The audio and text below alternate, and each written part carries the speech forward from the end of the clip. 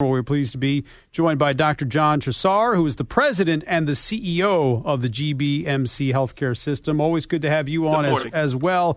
We have seen the numbers increase, at least, from the general point of view when it comes to hospitalizations in Maryland. Give us an idea of what you are seeing at GBMC the last couple of weeks. Good morning, guys. It's good to be with you. So this morning we have 18 hospitalized patients who are COVID-19 positive. And we have another 12 patients for whom we are awaiting test results where there's a suspicion that they may be COVID-19 positive. So it's not changed very much for us over the past few weeks. We kind of wish we would be down closer to zero, but we're holding around the number of 18 or 20 hospitalized patients at any one time. We'll speak with Dr. John Chessare, once again the president and CEO of GBMC Healthcare. It's our WBAL coronavirus, our town hall special, our fourth one. And Dr. Chessare, we mentioned this before when you were on about people postponing their elective procedures or things like that. Could you just reemphasize how important it is for people to get these procedures done? Yeah, as Dr. Bailey was just saying, we're all focused on COVID-19, but we can't forget that there are other threats to our health. In some cases, they may be as serious as the threat of COVID-19. And the one that I always like to highlight is colon cancer. And the reason I highlight that one is because the data is absolutely incontrovertible that if you are in the at-risk age range or you have other factors that make your age for screening lower, if you get screened, you can save your life. So during the first 3 months of COVID-19, almost no one got screening colonoscopy. And now I'm happy to say that people are heeding this recommendation, and they are coming to get screened. And they all have to go through COVID-19 testing first.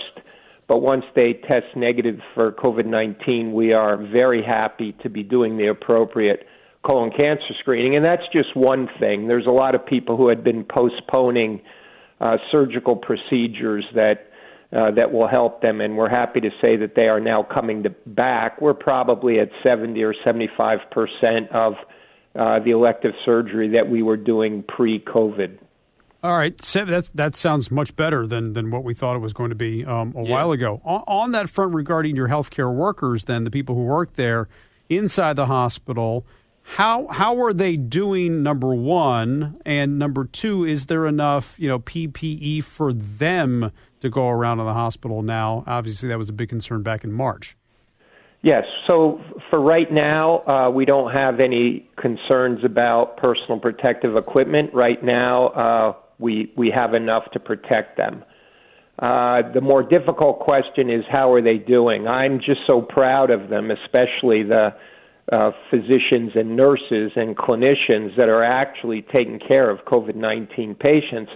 I think, as you would expect, they're starting to get a little tired, and we look for ways to make sure that people get adequate time off, that we have resiliency programs, that they have access to counselors and chaplains if they so desire to speak with those people.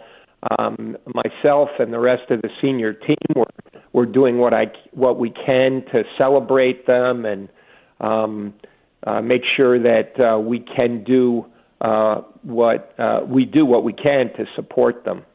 Dr. John Chessare, what would you say to the folks listening right now about the rest of this year and how hospitals in general are able to deal with COVID-19, which we anticipate people are saying might even get worse this fall? Well, I think the citizens of Maryland should be pretty proud of the state. The governor jumped in very early. He met with the experts. He gave deference to their expertise, and he got things prepared. So we have plenty of capacity to take care of very sick people. And we've also just been tested during the first wave. But as Dr. Bailey was saying, the citizens shouldn't look to the hospitals. If we wait until people get sick enough to be in the hospital, it's a huge problem. We really need to each of us as a citizen, we need to do what we can to minimize the transmission of the virus. Yesterday, we all heard the governor give some of the data from the contact tracing, which is pretty profound. When you say spread of disease, frequently we see these images of beaches and people walking in protest marches. Actually, the contact tracing data shows that the biggest source of spread is family gatherings. Yep. So, and if you think about it, we are, and the governor even said this, we're more likely to assume that people that we know are not carrying the virus. When you think about it, there's not any logic to that. If the people that we know are out and about, just like the people that we don't know, we need to take the same precautions with the people that we know as we would with the people that we don't know. I see people walking in groups of 3 and 4 in the neighborhood, and they get upset if I come jogging by at 15 feet away. And what I want to say to them is, you know what? I'm no risk to you, but I'm concerned you might be risk to each other, especially if you're not all living in the same household. Interesting. Dr. Chessare, great to have you on. Thanks for coming on the show. We appreciate it. Thanks very much.